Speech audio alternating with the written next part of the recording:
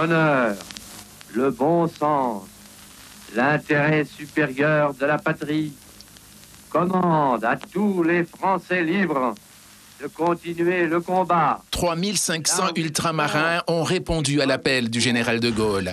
C'est 6% des engagés volontaires pour libérer la France. Toutes les terres françaises d'outre-mer ont envoyé des hommes et parfois des femmes sous le drapeau tricolore. L'outre-mer français,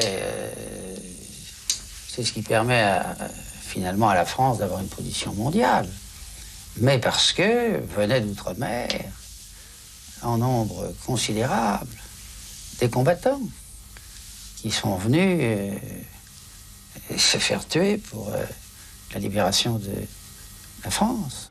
Au départ des Antilles, à bord de modestes gommiers, Rémi Oligny fait partie de ceux qui ont bravé l'océan pour la France libre.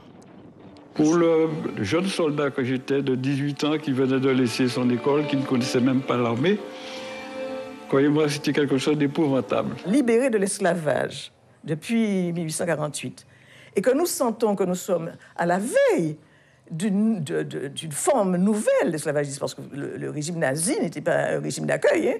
Vous savez, si on exterminait les Juifs, les Noirs, je ne sais pas, ils seraient réduits à leur plus simple expression. Hein. Il fallait faire un choix. Et ce choix, il était à la fois de son origine et de son appartenance à la France. C'était tout à fait naturel. Parmi les survivants de la Seconde Guerre mondiale, il y a Maxime Aubry qui vient de fêter ses 101 ans chez lui en Polynésie française. Maxime Aubry, une des dernières mémoires vivantes des engagés de la France libre.